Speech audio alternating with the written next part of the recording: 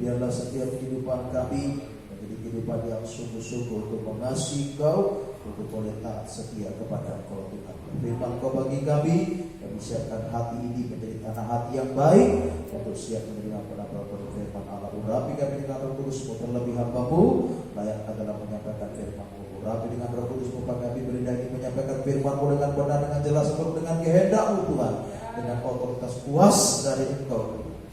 Setiap kami yang mendengar firman Allah diberkati, ditolong Tuhan. Terima kasih karena biarkan Roh Kudus, roh setan, roh ngantuk, roh kekerasan hati mengganggu hati, pikiran, tubuh, jiwa kami. Segala Roh Kudus kami tolak Engkau dalam nama Yesus, pergi. Terima kasih Tuhan. Dan syukur kami berdoa saling berdoa dalam nama Yesus. Haleluya. Amin. Silakan duduk.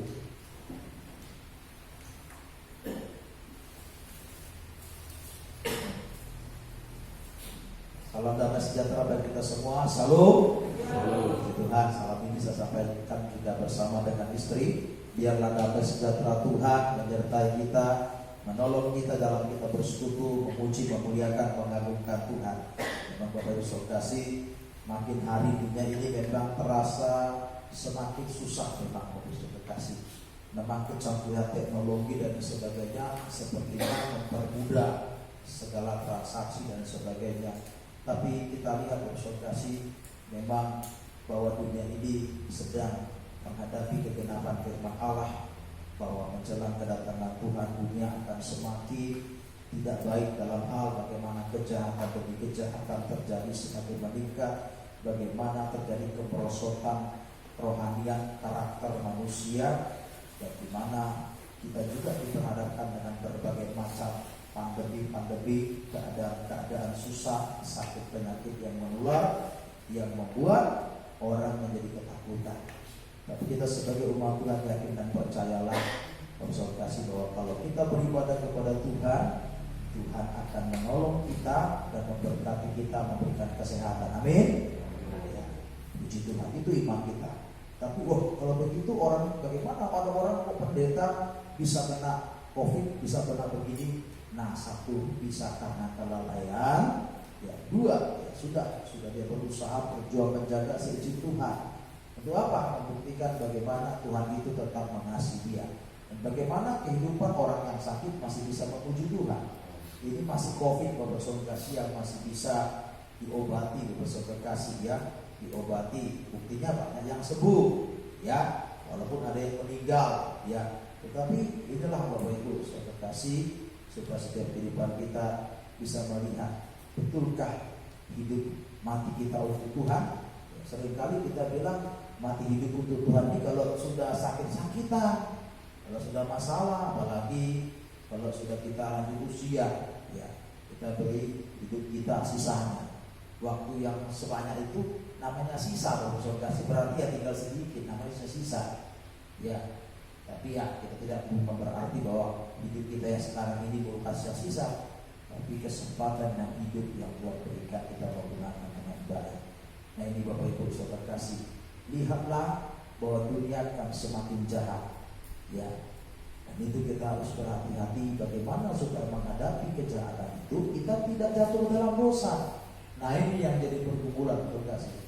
Ya seringkali kan kita bilang ya gimana Pak, terpaksa, kepepet dan lain sebagainya. Tapi bagi Tuhan, kalau kita mau percaya kepada Dia, kita yakin mendapat pertolongan Dia. Injil Matius pasal 26, kita baca ayat 69 sampai 75. Bagaimana kehidupan umat Tuhan yang sudah mendapat kasih kemurahan Tuhan, jangan sampai menyangkal Tuhan. Itu dikaitkan dengan tema firman Tuhan dalam Wahyu pasal 22 ayat 20 sampai 21. Tidak kita baca lagi ya. Tetapi hari ini kita akan lanjut tentang penyangkalan, ya, bagaimana banyak manusia menyangkal Tuhan ya di hari-hari kemudian. Kita baca dalam Matius pasal 26 ayat 69 sampai 75. Petrus menyangkal Yesus. Ya. Sementara itu Petrus duduk di luar di halaman, maka datanglah seorang hamba perempuan kepadanya, katanya, "Engkau juga selalu bersama-sama dengan Yesus." Engkau juga bersama-sama dengan Yesus, orang Galilea itu. Tetapi dia menyangkalnya di depan semua orang. ya. Katanya, "Aku tidak tahu apa yang engkau maksud."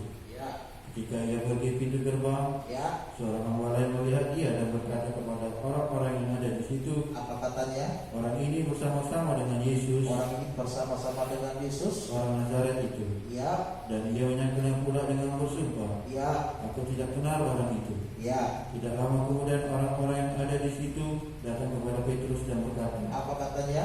"Pasti engkau juga salah seorang dari mereka. Engkau salah satu pengikut dari dia. Kemudian Itu nyata dari bahasamu." itu nyata dari bahasamu. Kemudian Maka mulailah Petrus mengutuk dan bersumpah, ya. "Aku tidak kenal orang itu." Ya. Dan pada saat itu berkokoklah ayat. Berkokoklah ayat. Kemudian Maka teringatlah Petrus akan apa yang dikatakan Yesus kepadanya, "Sebelum ayat berkokok, engkau telah menyangkal aku 3 kali." Lalu dia pergi keluar dan menangis dengan sedih. Petrus menyangkal Yesus 3 kali, sebanyak 3 kali. Kita sudah mendengar yang pertama, ayat 69 sampai 70, Petrus menyangkal Yesus orang Galilea. Ya, sudah dijelaskan kepada kita dalam 2 kali kebaktian beberapa hari ini. Konsultasi di Galilea, Petrus dipanggil Tuhan menjadi hamba Tuhan, menjadi penjala manusia. Ini apa? Petrus menyangkali panggilan Tuhan. Aku bukan pengikut Tuhan. Aku bukan hamba Tuhan, aku bukan pelayan Tuhan. Nah ini kasih ya. Demi apa? Demi supaya tidak ikut disalib. Ya, ini ketakutannya. Petrus melupakan tentang bahwa mujizat yang Tuhan kerjakan waktu dia gagal menangkap ikan sepanjang malam, dilupakan segala kebaikan Tuhan sehingga dia boleh selamat. Oke lah untuk sesaat dia tidak disalib. Ya, tapi akhirnya apa yang terjadi? Memang dia bukan disalib matinya, tapi kalau kita membaca dalam sejarah matinya luar biasa. Ya, memuliakan Tuhan, tetapi tragis, ya, kurang enak dilihat orang. Ya, Yohanes Pembaptis matinya kepalanya dipotong dan diletakkan di talam. Itu Nabi Yohanes Pembaptis. Ya, banyak pengikut Yesus yang mati bagi mati yang luar biasa. Memang itulah awalnya tadi menyelamatkan diri, tapi setelah dipenuhkan dengan Roh Kudus, mereka cinta kepada Tuhan. Bagaimanapun matinya rela mereka demi mempertahankan Yesus. Jadi yang pertama, menyangkali seorang Galilea adalah menyangkali panggilan dan pilihan Tuhan. Semoga kita tidak menyangkali panggilan dan pilihan Tuhan atas kita, tetap mengikut Tuhan sampai Tuhan datang. Amin. Ini saya kasih ya. Jangan berpaling kepada yang lain. Pemuda juga, mau itu laki-laki yang gemuk, nanti kaya raya hidupnya ini. Tuhan sudah katakan, tuh apa kau dapat seluruh dunia, tapi kau kehilangan hidup yang kekal. Hidup di dunia berapa tahun? Habis kasih Tuhan sudah sebutkan. Dalam Alkitab disebutkan 70 sampai 80 tahun. Nah, umurku sekarang 30. Kalau kau sampai 70 tahun hanya 40 tahun yang kau enak-enak. Ya dapat.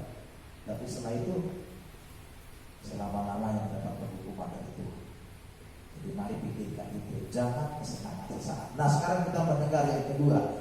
Ayat 71 sampai kedua 72. Ketika dia pergi ke pintu gerbang, seorang hamba lain melihat dia dan berkata kepada orang-orang yang ada di situ, orang ini bersama dengan Yesus orang Nazaret itu. Dan ia menyangkalnya pula dengan bersumpah, aku tidak kenal orang itu. Yang kedua, Bapak Ibu sudah kasih dinyatakan di sini bahwa Petrus menyangkal Yesus sebagai orang Nazaret. Apa kaitan Yesus dengan orang Nazaret? Bapak Ibu sudah kasih.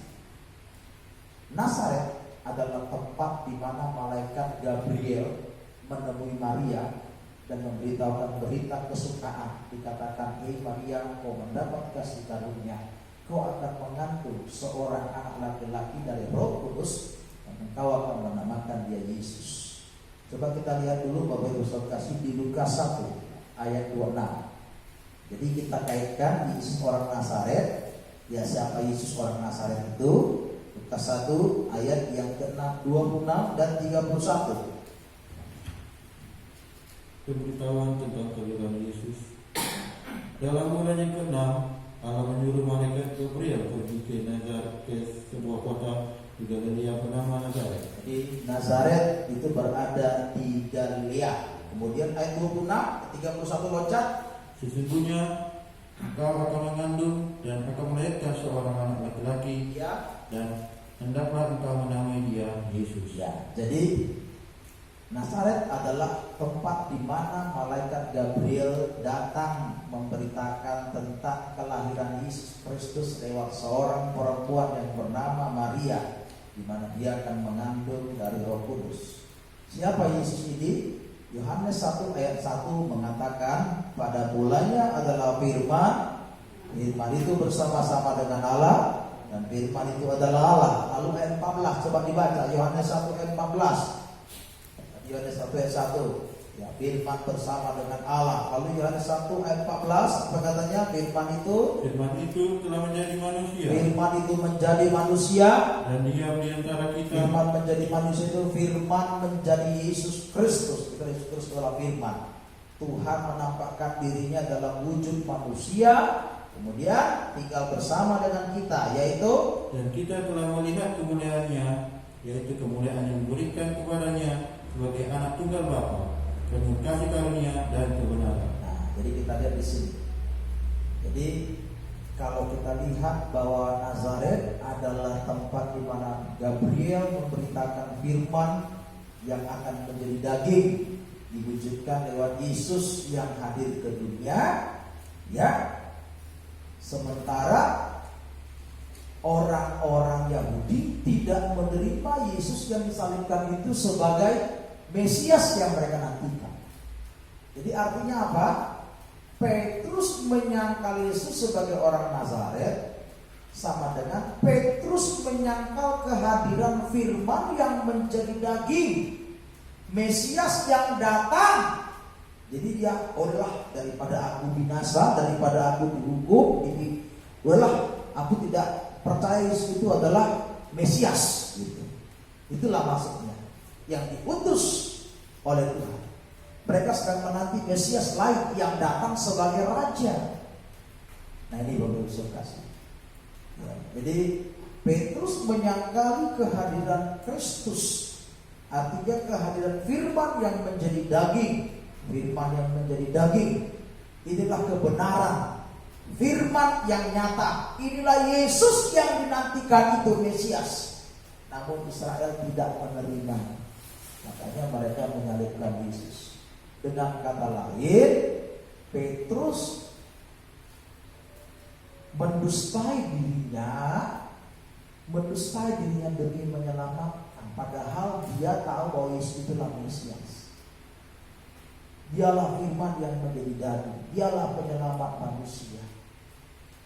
Ya, mereka tidak percaya, tapi Petrus menganggap dirinya tidak percaya, dalam hati sajalah. Lihatlah mulutku ngomong, aku tidak percaya Yesus, aku tidak kenal Yesus, tapi hatiku. Ini nggak boleh Bapak Ibu ya. Ya, buktinya kan kalau kita baca dalam Alkitab, setelah kali ketiga dia menyesal. Ya itu apalah, terus apa? Tapi itulah. Nah ini bisa kasih.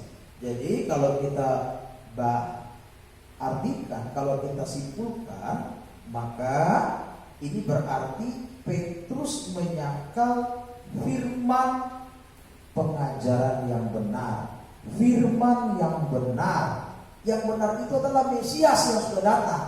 Tetapi ini disangkal oleh Petrus untuk mereka satu suara dengan yang lain, sehingga Petrus tidak disalibkan dan mereka tetap percaya bahwa akan ada Mesias yang datang sebagai raja. Nah sampai sekarang nggak datang. Nah yang datang itu nanti Yesus yang sudah mereka salibkan itu. Itulah nanti kali kedua yang kita nantikan. Amin. Iya. Sampai sekarang nggak datang. Mana Mesias itu? Ya. Sudah 2000 tahun lebih, kurang lebih. Jadi perhitungan sama. Yesus belum datang. Yang mereka nantikan Mesias sebagai itu, ternyata yang datang nanti itu adalah itu yang sudah mereka salibkan. Dan yang sedang kita nantikan juga sedang. Nah ini Bapak Ibu saudara. Jadi di sini Petrus mengiyakan perkataan mereka, okelah ini bukan Mesias. Sehingga dia berkata, aku tak kenal dia, orang Nazaret itu. Di mana dia sudah dinubuatkan oleh malaikat Gabriel. Disampaikan malaikat Gabriel kepada Maria bahwa Yesus itu akan hadir lewat kandungan. Itulah firman yang menjadi daging, firman yang menjadi manusia. Jadi kalau arti rohani kita lihat di sini, Petrus menyangkal firman yang benar. Firman yang benar itulah Yesus Mesias. Sementara mereka tidak menerima Yesus sebagai Mesias. Jadi disangkallah firman yang benar. Nah praktek dalam kehidupan kita sekarang, ada banyak orang menyangkali firman yang benar. Kalau Petrus menyangkal Yesus sebagai orang Nazaret yang memang dibuatkan sebagai juru selamat, ya demi menyelamatkan dirinya, dia sangkal Yesus itu dia bukan Mesias, walaupun dalam hatinya dia berkata iya. Nah sekarang kehidupan manusia banyak menyangkali Tuhan.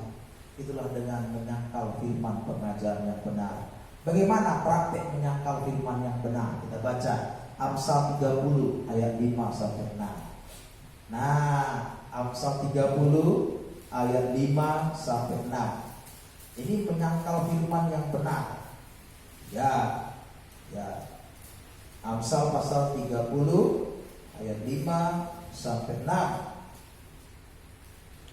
Semua firman Allah adalah murni. Semua firman Allah adalah murni. Ia adalah perisai bagi orang-orang yang berlindung. Firman itu adalah pelindung bagi orang yang percaya kepadanya. Jangan menambahi firman-Nya. Jangan menambahi firman-Nya.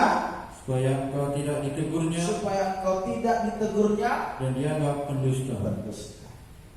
Praktek pertama dari orang menyangkali firman Allah itu ditambah-tambahi sehingga dia pendusta. Siapa yang sudah menambahi firman Tuhan pertama? Siapa pendusta? Yohanes 8 ayat 44 menyebutkan, iblislah yang menjadi bapamu, sebab dia adalah pendusta, dia adalah pembunuh manusia sejak semula. Sejak semula siapa? Permulaan. Dia membunuh, siapa dibunuhnya? Adam dan Hawa. Kan Tuhan bilang kalau kau makan buah di tengah taman ini kau akan mati. Bagaimana matinya? Hidupnya mati-matian. Nah itu ya. Tadi hanya tinggal memetik buah yang ada di Taman Eden. Sekarang keluar dari Taman Eden, Tuhan mengutuk tanah.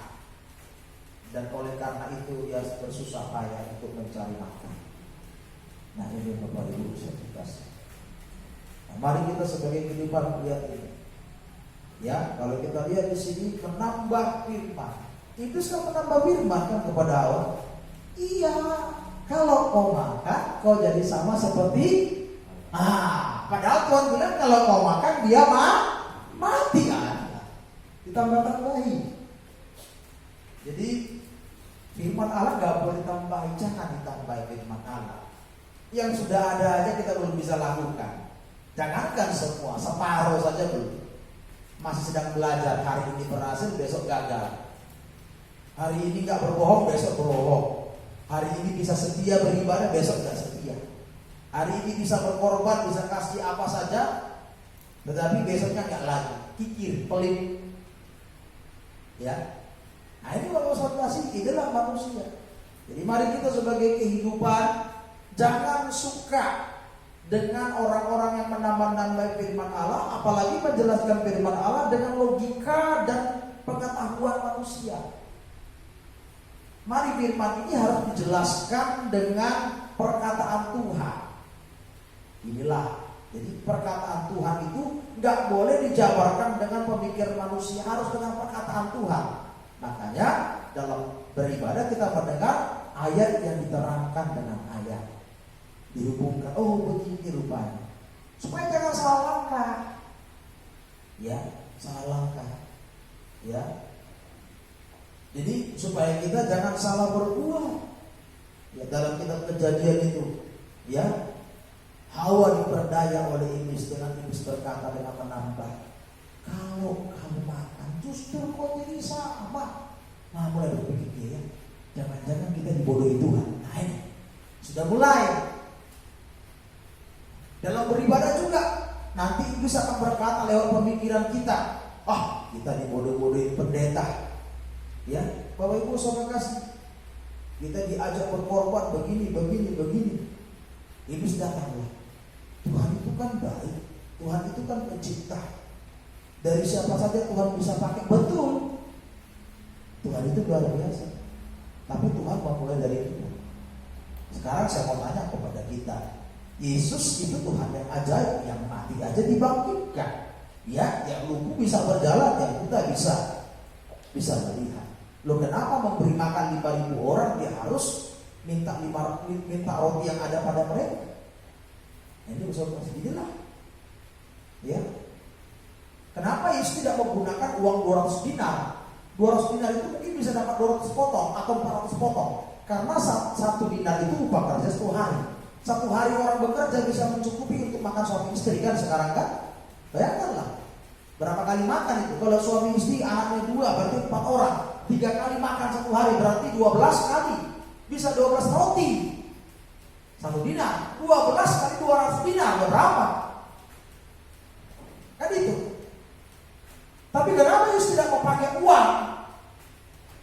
Kenapa Yesus tidak mau pakai uang kas? Tapi Yesus berkata, siapa yang ada di antara kamu?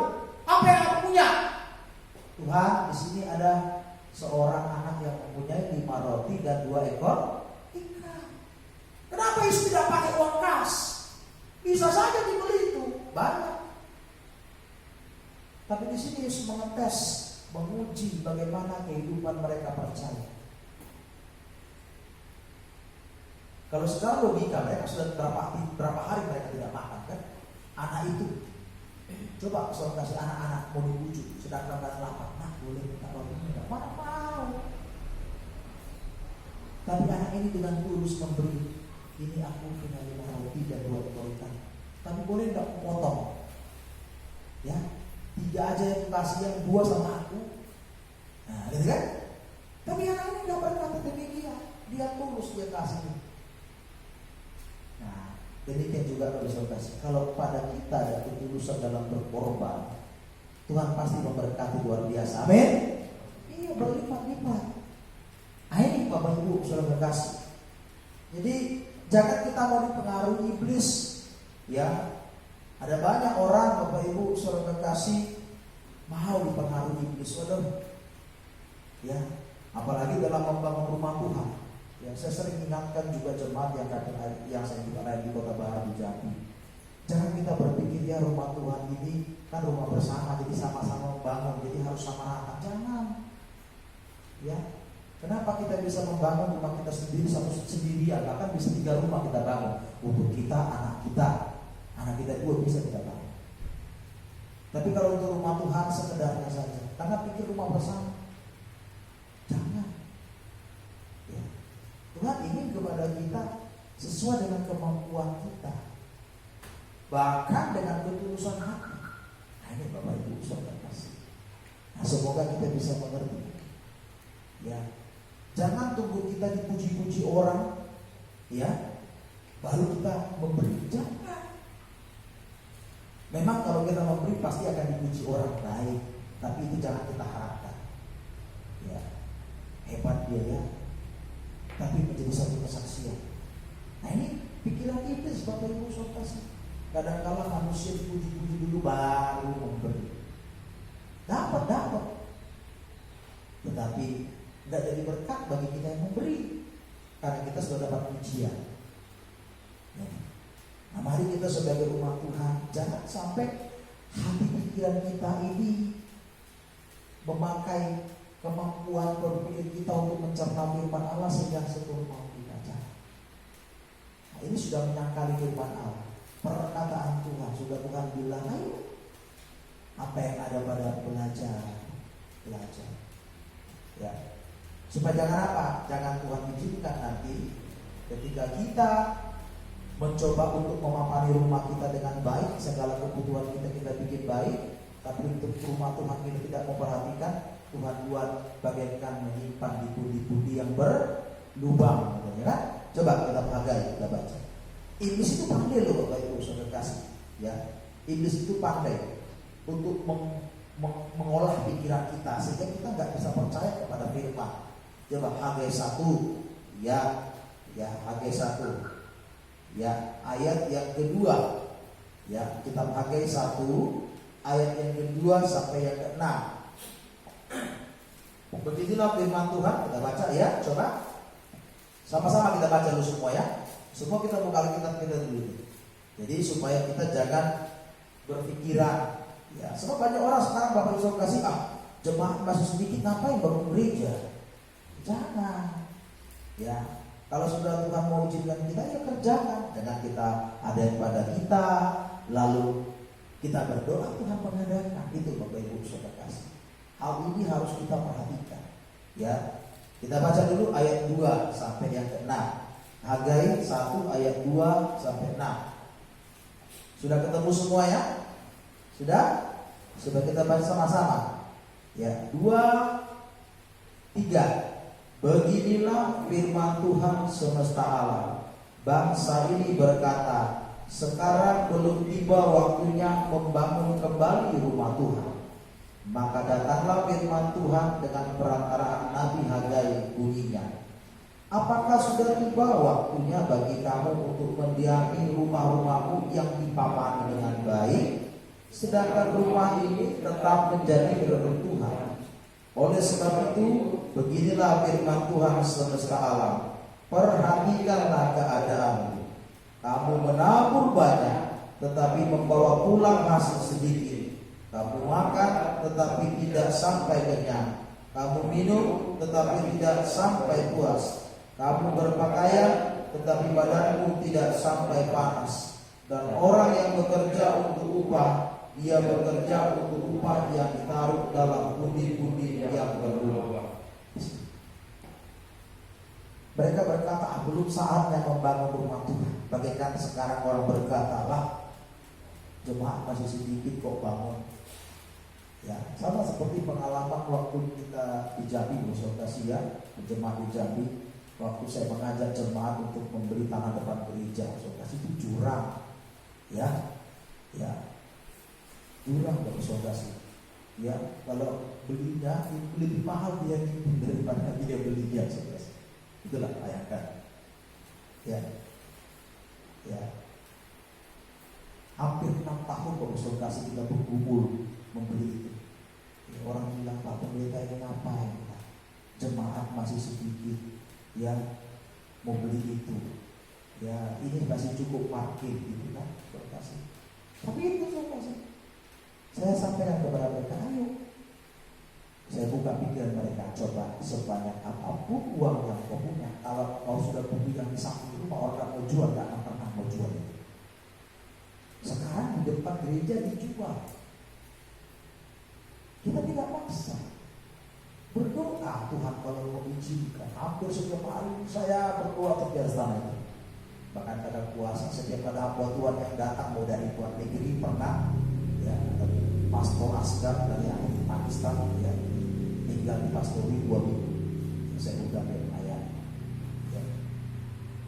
Sampai dia berdoa di situ. Itu akan. Siapa lagi yang datang, pokoknya hamba Tuhan dari mana pun asal datang tinggal di Pastori di Jambi di rumah, berdoa ya Pak. Ya. Sudah mulai terkumpul uang. Kita datang sama dia tahun 2018 lalu waktu itu konsultasi. Tak dijual lagi. Oh ya kan? Gimana itu hal? Ya. Uangnya belum cukup ya, tapi sudah hampir cukup. Saya bicara sama bapak itu, ya Pak bagaimana? Ya kan tidak butuh uang lagi, Pak kemarin kali butuh uang. Udahlah Pak, nantilah sebulan lagi Bapak datang. Nanti saya ngomong dulu sama anak saya. Udah pulang dari situ saya berdoa, Tuhan puasa, saya ambil minyak, ya Tuhan tanah ini milikmu. Kami saya datang sebulan lagi langsung pergi. Coba pertama pembayaran dia mau 2 kali pembayaran. Ya, bulan 2 dibayar, nanti bulan 12 terakhir. Ternyata pas bulan 12 kita kekurangan uang. Saya datang, semua segini uang yang ada. Bagaimana bayar? Ya. Akhirnya kami janji Pak bulan 2. Jadi setahun membayar 3 kali ya. Lunas. Ternyata sekarang dibutuhkan. Setelah jalan ke gereja itu. Ayo kepada jemaat, ayo mulai dari apa yang ada padanya. Kita sedang menghadapi konsultasi yang kebutuhan yang banyak, Bapak Ibu, konsultasi yang tiba-tiba dari segi proyektor rusak, aduh, baru mengumpulkan dana belum cukup, ini ada masalahnya lagi. Ayo, apa yang ada Bapak? Ketika kita berbuat Tuhan pasti sambungkan, puji Tuhan, konsultasi. Ya, jemaat mulai berbuat. Akhirnya orang lain juga Tuhan kerja. Ini Bapak Ibu sudah kasih. Jadi kita nggak boleh berkata tunggu dulu. Jadi kalau nanti sudah ditimbun itu semua konsultasi 750 meter tambah tanahnya. Ya, 2 sekali. Ya, bisa parkir dengan apa? Nah, ini pikiran. Ya. Malah saya masih berdoa konsultasi karena tanah di samping dijual. Itu tempat saya tinggal itu 28 kubu, hampir 2 miliar. Saya mikir-mikir tuh apa ya? Saya bilang Tuhan kalau kau kasih, saya mau bikin yayasan di sini. Tapi kalau saya masih hidup, kita kan hanya mau melayani. Kalau Tuhan izinkan, Tuhan kasih. Kalau enggak, sama seperti tanah jurang. Kalau Tuhan enggak kasih, ngapain kita maksa-maksa? Apa? Jadi ternyata itu. Nah jadi kita juga demikian. Jangan sampai pikiran kita, hati kita ini diganggu iblis. Mengapa? Tuhan bilang, apakah hanya rumahmu saja yang bagus-bagus dipapani? Ya bukan rumah papan maksudnya. Papan ini kan bicara karena memang di luar sana itu rumah yang mahal sekarang kan papan. Kalau kita sekarang bicara, apalagi ini kan rumah Tuhan. Kamu buat rumahmu indah, sudah beton, dibikin lagi papan-papan, hias-hias, itu banyak sekarang kan. Sebab Tapi rumah Tuhan kau bilang nanti. Lihat nanti, aku akan buat kalian tidak akan pernah puas dengan apa yang kalian terima. Bahkan yang kamu terima, kamu menyimpan di bumi yang berlubang, hilang terus. Hilang itu bagaimana? Pokoknya ada wawancara sama Tuhan. Harusnya kan kalau terkumpul kan banyak. Tapi Tuhan katakan, tetapi justru nanti kalau kau bangun bait suci Allah, kau akan perhatikan, kau akan melihat. Kita baca Hagai pasal 2. Nah, ayat 16. Coba kita baca perikopnya ya. Kita baca ayat yang ke 16 sampai yang ke 20. Ya, sama-sama kita baca ya. Hagai 2 ayat 16 sampai 20. Jadi Bapak Saudara, kalau kita memperhatikan rumah Tuhan, kita nggak rugi. Jadi saya bersyukur kalau rumah Tuhan mau membersihkan gereja apa saja, Tuhan pasti berkati. Amin. Iya itu. Ya. Saya juga terheran Bapak Saudara ya, kemarin sudah mulai ada kaum muda datang di gereja. Ya. Bersih gereja Saudara. Ya, kalau selama ini selalu saya himbau gotong royong pasti datang. Tapi sekarang bersih gereja jadi bantu pengerja datang ya kemarin. Tanpa ada apa-apa ngomong, dia bilang akan bersih gereja gitu. Ya, kalau mau datang silakan. Ya, ini Bapak Ibu Saudara. Bayangkan, kita baca. Berikutnya 16 sampai 20, 23. Pembangunan bait suci mendatangkan berkah. Ayat 16, 23. Maka sekarang perhatikanlah mulai dari hari ini dan selanjutnya, sebelum ditaruh orang batu demi batu untuk pembangunan bait Tuhan. Bagaimana keadaanmu ketika orang pergi melihat suatu timbunan gandum yang seharusnya sebanyak 20 gantang, hanya ada 10. Dan ketika orang pergi ke tempat pemerasan anggur untuk mencedok 50 takar, hanya ada 20. Aku telah memukul kamu dengan hama dan penyakit gandum, dan segala yang dibuat tanganmu dengan hujan batu. Namun kamu tidak berbalik kepadaku. Demikianlah firman Tuhan. Perhatikanlah mulai dari hari ini dan selanjutnya, mulai dari hari yang ke-24 bulan ke-9, mulai dari hari diletakkannya dasar bait Tuhan, perhatikanlah apakah benih masih tinggal tersimpan dalam lumbung, dan apakah pohon anggur dan pohon ara, pohon delima dan pohon zaitun belum berbuah. Mulai dari hari ini aku akan memberkati, aku akan memberi berkat.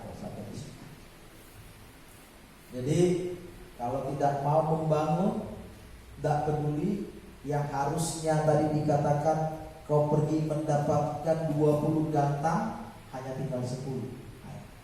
50% hilang. Bahkan dikatakan lagi, pergi ke pemerasan anggur untuk mencedok 50 takar, hanya ada 20. Wah, lebih dari 50% ya. Tadi 20 jadi 10, sekarang 50 jadi 20. Berarti berapa saudara? Hilang. Ya, tadi 50% ini dari 50% hilang. Ya, Tuhan pukul dengan apa? Sakit, penyakit, hama dan sebagainya. Jadi ada hama goana. Jadi ada caranya untuk hilang itu dari kita, dan tidak kita nikmati. Inilah kalau kita kurang memperhatikan bait Allah. Bait Allah itu ada apa? 2. Jasmani, gereja Tuhan secara fisik. Yang kedua, bait Allah seorang yang diri kita. Tapi kalau kita memperhatikan bait suci Allah, kita akan diberkati. Nah, jadi jangan mau pengaruh iblis ditambah-tambahin. Wah, ada orang konsultasi dulu pernah ada kaum muda pernah tinggal di rumah kita. Jadi orang tuanya itu nitip sekolah kan. Jadi dulu memang waktu kami dulu kecil-kecil konsultasi banyak orang tinggal di rumah. Orang tua datang, tidak boleh nggak tinggal sini, udah apa-apa. Tapi mau ibadah sama-sama, cuma untuk biaya makan kita belum sanggup, ya kamu kasih biaya makan lah. Kalau biaya kos nggak ada, biaya listrik, tapi sama-sama. Jadi pernah diajak, kita pergi ke sana ya KKR. Nah, ngapain KKR? Nanti habis burung-burung ada. Burung-burung yang dibikin kolektor.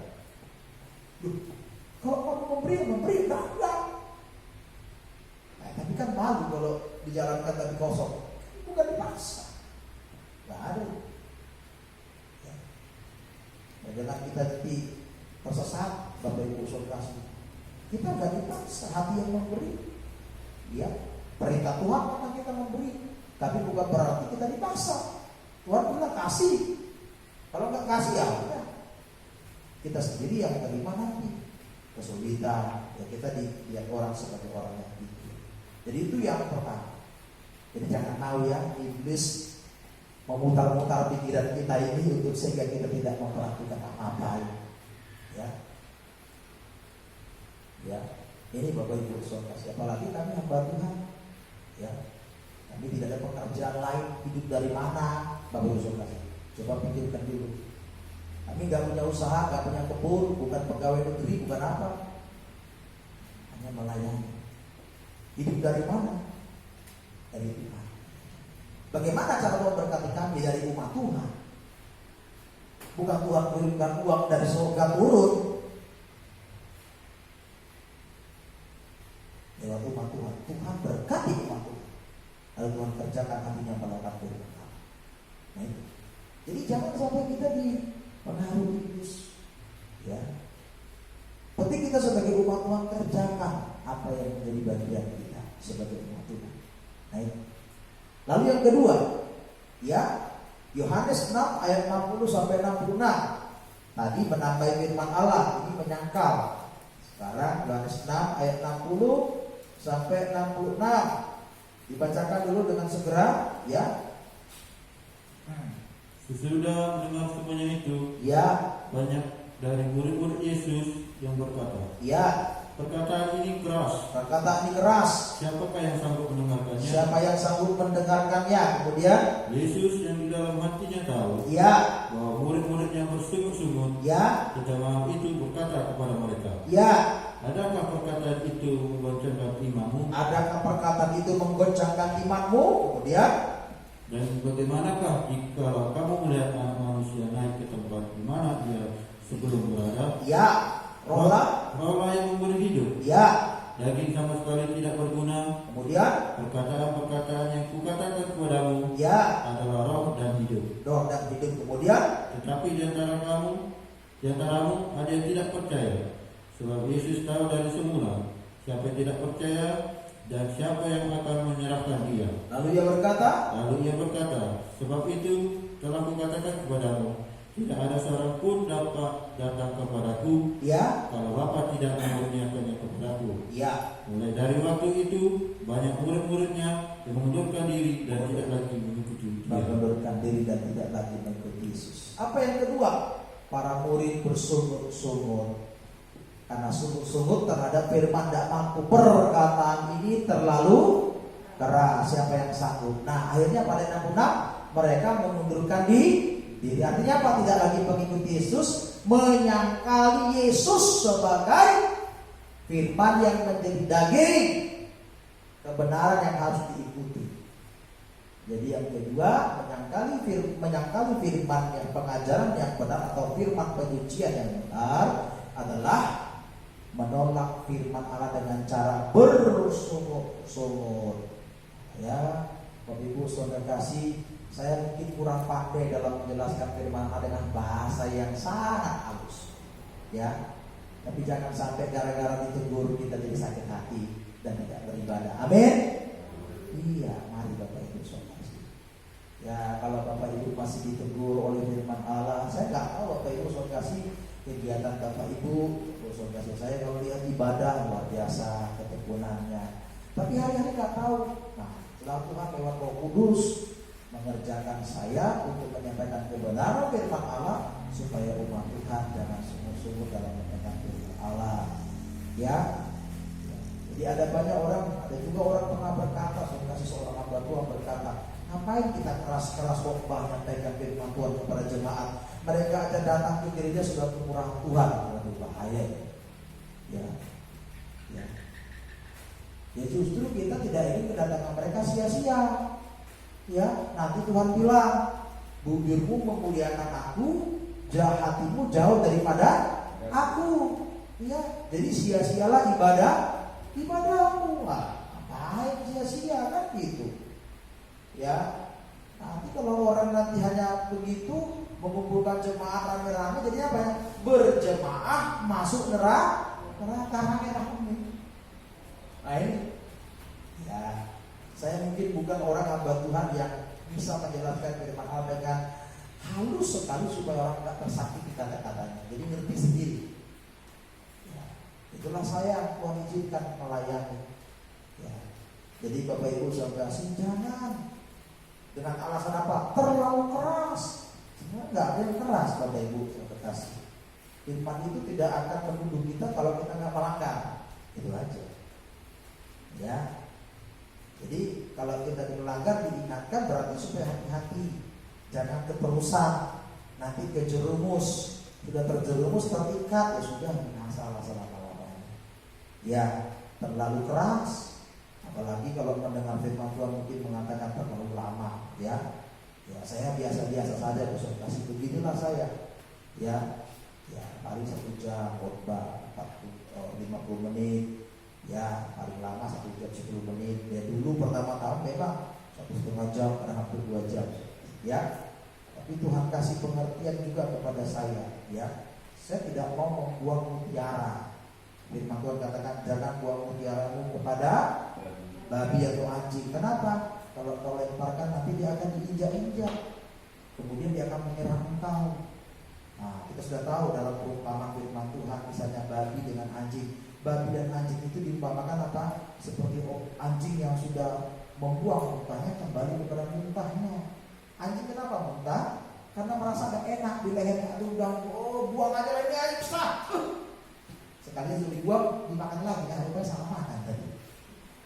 Kayak orang apa? Aduh, tadi berjudi, main nomor, kalah.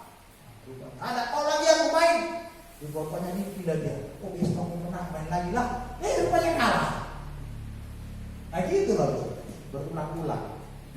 Ya, babi juga dikatakan sudah dimandikan, lari lagi ke kubangan, nggak mau bersih-bersih. Ya, sudah diburi, dimandi terus, masih kotor, main kotor, balik ke kubangan. Bagian kita sudah dimandikan firman Allah, datang ke gereja dengan firman Allah kan, mandi firman Allah kan. Udah banyak ayat-ayatnya, bagikan 1 gayung 1 ayat, udah 20 ayat lagi baca. Balik ke rumah, tetap juga kembali. Artinya apa? Jangan sampai membuang firman Allah, menyampaikan firman Allah, engkau ingin menggebu-gebu menyampaikan firman Allah, tetapi orang itu gak mau suci. Akhirnya apa? Nanti dia akan menyerang engkau. Makanya ada jemaat yang ninju pendeta. Gitu. Nah ini, ya. Jadi ini Bapak Ibu saudara kasih. Gak ada, apalagi zaman sekarang Bapak Ibu saudara kasih waktu itu sekarang gak ada. Kita bersyukur walaupun di tengah siang bolong ya, orang sedang makan siang bahkan juga mulai tidur sekarang ya, kita dengar firman, kita dengar yang biasa yang rohani dulu. Nanti kita akan menikmati yang jasmani. Ya, kami juga hamba Tuhan saudara kasih ya, merubah biasanya kan udah makan jam 12 siang ya. Ini kalau kami beribadah ke saudara kasih, saya nggak mau saya selalu mampir ke toko beli kerupuk aja. Tujuan saya apa? Supaya ngantuk ya. Kalau saya makan kacang nanti kena yang lain saudara ya. Kalau makan kerupuk, jadi makanya saya kalau pergi itu tetap selalu ada snack kerupuk. Seribu ya, 3 biji 4 biji pokoknya harus ada. Ambil ya. Bawa mobil kalau enggak ngantuk nanti saudara. Ya itu untuk membuat rahang ini gerak. Saya belajar dari orang lain, Pak kalau mobil itu Pak harus makan minimal kacang. Aduh kalau makan kacang nanti asam urat saya bilang. Ya, gitu. Ya ini, ya udahlah, ya nggak mau. Ini Bapak Ibu saudara, ya kita hadapi, kita jaga supaya kita bisa tetap melayani Tuhan, beribadah dengan baik. Jadi yang kedua, jangan sungguh-sungguh. Ya, mungkin Bapak Ibu terkena firman hari ini, dengan firman ini jangan sakit hati sama saya. Bersyukurlah Tuhan ingatkan saya ya. Aduh saya begini. Bersyukurlah. Karena apa? Kalau tadi nggak diingatkan, kita masih melakukan itu malam ini, kita dipanggil Tuhan, kemana kita? Itu pikiran kita, kemana kita?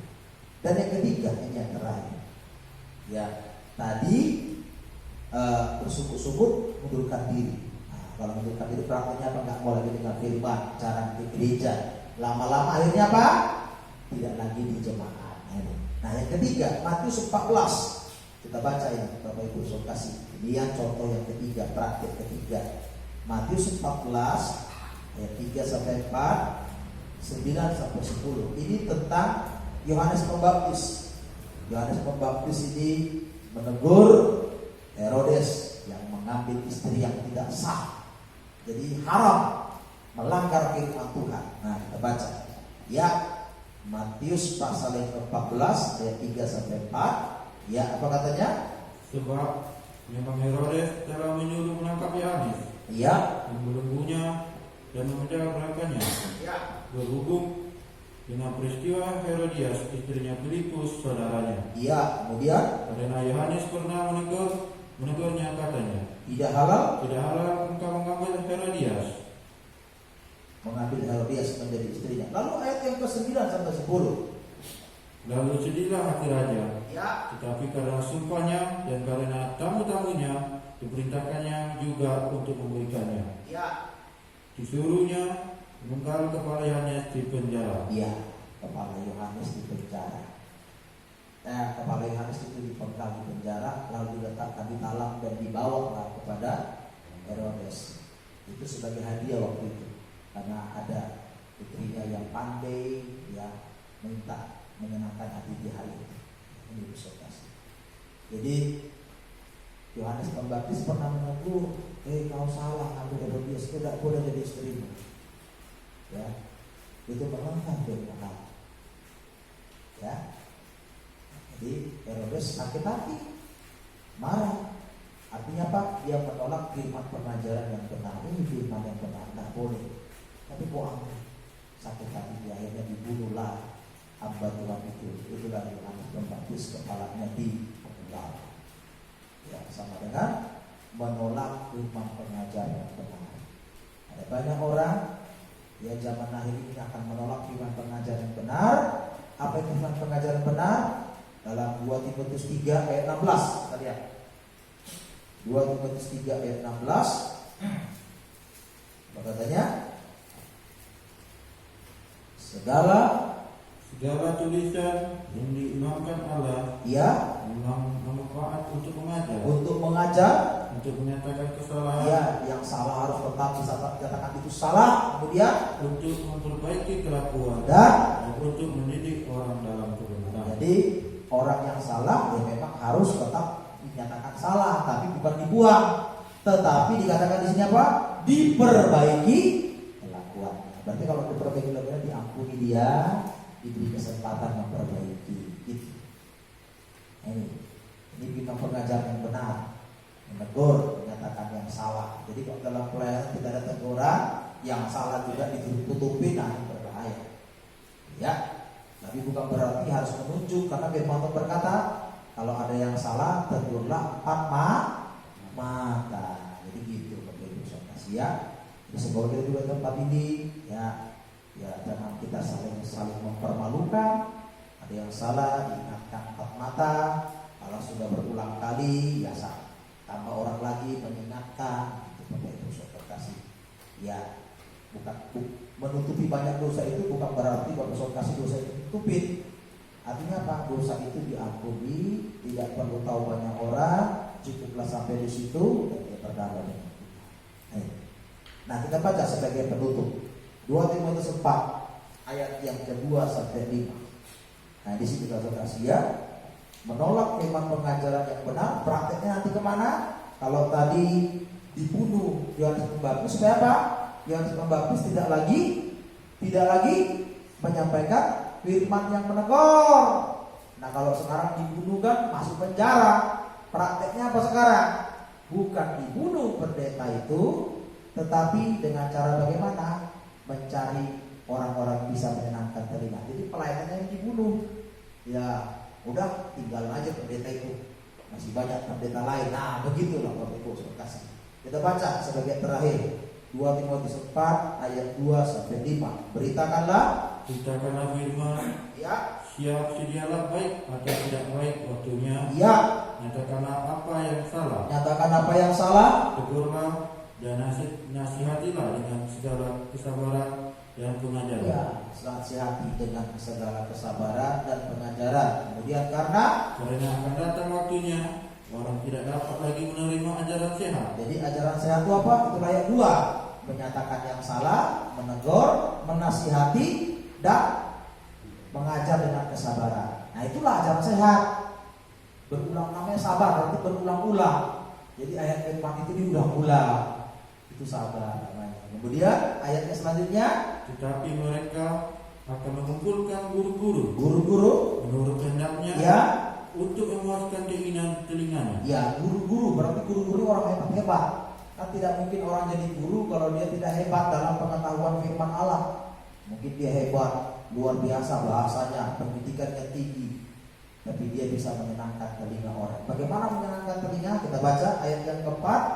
Mereka akan memalingkan telinganya Iya. dari kebenaran dan membukanya bagi dongeng. Dongeng adalah cerita yang tidak pernah ada tetapi yang diada-adai. Nah, itu. Jadi yang tidak pernah ada tapi diada-adai, dibuat-buatlah supaya telinganya senang. Nah, inilah menolak pengajaran yang benar, menolak teguran. Nah, kemudian lagi, tetapi kuasailah dirimu ya, dalam segala hal, sabarlah menderita, lakukanlah pekerjaan pemberitaan Injil, dan yang tunaikanlah tugas pelayananmu. tetap menginjil dan melayani kau di gereja. Jadi jemaat Tuhan juga, ayo, kalau kau melihat banyak orang supaya gak suka ditegur, kasihani mereka. Ayo ke gereja kami dulu dengar firman. Mana ajaran sehat itu? Ayo. Ya. Karena memang kita nggak boleh bilang bahwa memang ada nabi-nabi palsu kan datangnya dari Kristen. Itu Tuhan bilang kok nabi-nabi palsu itu datangnya dari kalian, antikris juga dari kalian. Dari yang tadinya mengikuti ajaran Kristus berubah jadi antikristus, dirubah, bukan Kristus itu Tuhan lagi. Jadi yang lain mulai digeser. Semoga hari ini Bapak Saudara kasih tetap kita berpegang teguh. Jangan menyangkali firman pengajaran benar. Kalau kita mendengar firman Allah kita tegur, kita belum mampu, jangan sakit hati, tapi berkata Tuhan tolong saya. Para guru ya, mampukan aku melawan firman Tuhan. Amin. Kita akan pujian kepada Tuhan. Ya, kita akan pujian kepada Tuhan. Firman-Mu yang kuasa untuk mengubah sikap hati. Ya, Tuhan yang mampu menolong kita, mengubah kita. Ya, kalau tidak ada teguran atau konsultasi kita nggak akan berubah. Ya, kalau nggak ada yang mengingatkan kita nggak akan berubah, berasa kita benar. Tapi hari ini Tuhan kasih sayang kita semua. Firman-Mu yang kuasa untuk mengubah sikap hati. Kita bagi berdiri. Kita akan berdoa kepada Tuhan. Ku haus akan firman hari ini.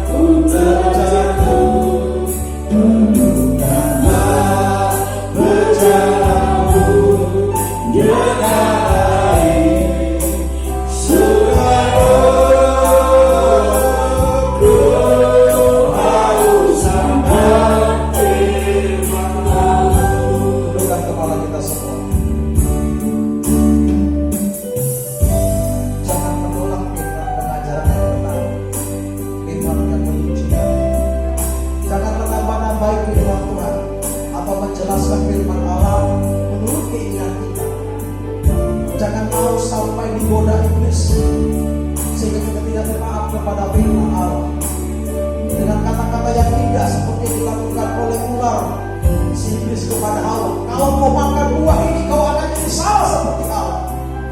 Jangan sampai kita mau, jangan sampai mau tergoda oleh perkataan iblis sehingga kita tidak bisa setia kepada firman Allah. Jangan sakit hati ketika firman Tuhan yang menegur dinyatakan bagi kita, tapi berkatalah Tuhan, tolong saya, tolong melakukan firman. Ketika kita berkata demikian, Tuhan membuka pintu hatinya menolong kita. Dia akan memberi kekuatan untuk kita melakukan firman Tuhan. Hari ini Tuhan ingin lihat saya dan kita semua berpegang pada firman yang benar. Jangan tolak firman Allah. Firman mengajar kesehatan, firman yang menasihati, firman yang menegur, yang menyatakan kesalahan. Itu yang kita perlukan demi keselamatan kita. Firman-Mu yang kuasa untuk mengubah sikap hati. Kita katakan satu kata kita kepada Tuhan. Firman-Mu yang kuasa. Firman-Mu yang kuasa untuk mengubah sikap hati. Firman-Mu yang terdekat di saat ku terjatuh. Penuhkanlah perjalananku dengan air sungai ku haus akan firman-Mu yang kuasa. Firman-Mu yang kuasa untuk merubah sikap hati. Firman-Mu yang terdekat di saat ku terjatuh. Penuhkanlah perjalananku dengan air sungai ku haus akan firman-Mu. Sobatnya, firman-Mu yang kuasa. Firman-Mu yang kuasa untuk merubah sikap hati. Firman-Mu yang terdekat di saat ku terjatuh. Penuhkanlah perjalananku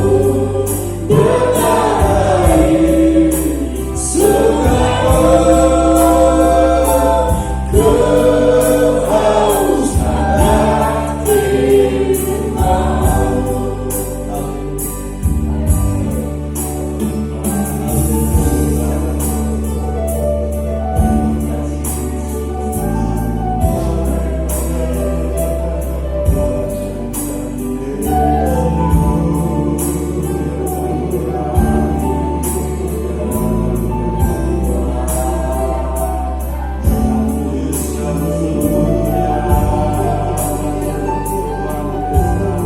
ku haus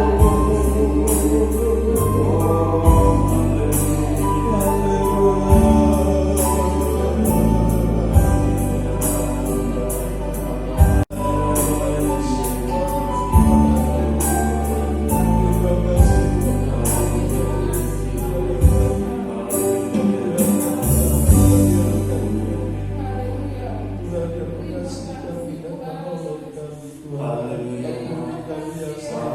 Sungguh-sungguh dalam menerima firman Tuhan. Kami bersyukur kalau kami masih menerima kebenaran firman Tuhan dan kami bisa disucikan Tuhan. Terima kasih untuk firman-Mu yang ajaib pada siang hari ini yang Kau sampaikan kepada kami. Doa-Mu yang kecil di tempat ini Tuhan. Biarlah rohnya kami semakin diperbaiki, dibaharui Tuhan. Jangan sampai kami mau terkecoh dengan pemikiran-pemikiran yang didatangkan iblis yang membuat kami Tuhan tidak bisa taat kepada firman Allah dan mau terpengaruh oleh bujuk rayu iblis lewat pikiran kami dan perkataan-perkataan yang lain. Terima kasih Tuhan. Layakkan kami bersekutu dengan tubuh dan darah-Mu Tuhan pada siang hari ini. Perdamaikan kami, sucikan kami. Sebab banyak perkataan perbuatan sikap kami yang tidak berkenan dengan Tuhan. Sucikan kami, layakkan kami. Terima kasih Imam Besar yang Maha Tinggi layani kami. Kami sambut perjamuan suci dalam nama Tuhan Yesus. Haleluya. Amin. Sementara kita akan mengambil tubuh darah Kristus, menerima masing-masing, kita ambil, kita akan puja kepada Tuhan cintanya dan kasih-Nya.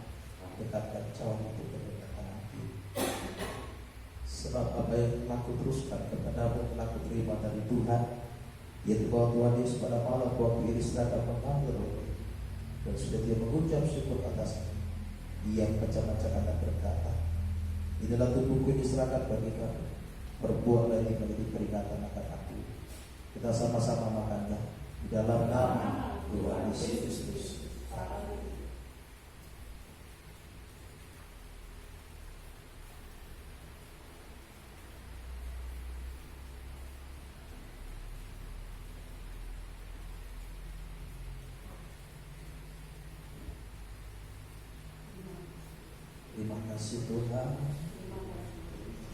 Haleluya. Angkat jawab dengan tangan kanan ke atas.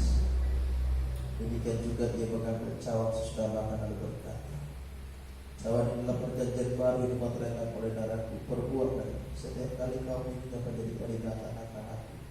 Sebab setiap kali kau makan roti dan minum cawan ini, kau beritakan kematian Tuhan sampai Dia datang. Kita minum bersama di dalam nama Tuhan Yesus Kristus. Haleluya. Mari sembah dia, ucapkan syukur kepada Tuhan.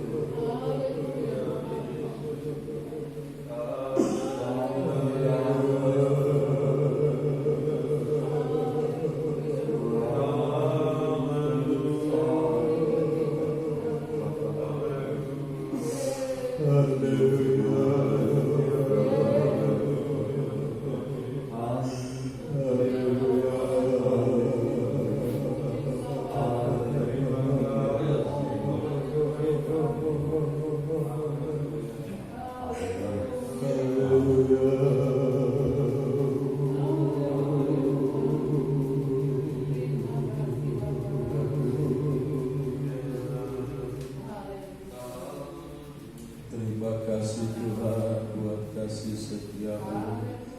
Terima kasih untuk kemurahan-Mu dan pertolongan-Mu dalam hidup kami. Tuhan baik, Tuhan mulia, dan Tuhan agung. Tuhan mengasihi setiap kami yang percaya kepada Engkau, yang mengasihi Engkau Tuhan. Terima kasih untuk perdamaian korban-Mu yang Kau berikan kepada kami. Lewat perjamuan suci ini kami terima Tuhan. Kami percaya Tuhan, kami diperdamaikan, disucikan. Berikan kami hati yang bisa mencintai Tuhan lebih dari segalanya Tuhan. Jangan sampai firman Tuhan kami tolak sedikit pun Tuhan. Mampukan kami melakukan Tuhan. Tolong kami supaya tidak tersungguh-sungguh pada kebenaran firman Allah yang disampaikan. Bantu hamba-Mu Tuhan untuk bisa dengan hikmat menyampaikan firman-Mu. Terima kasih. Kami mengucap syukur dalam nama Kristus. Haleluya. Haleluya. Amin.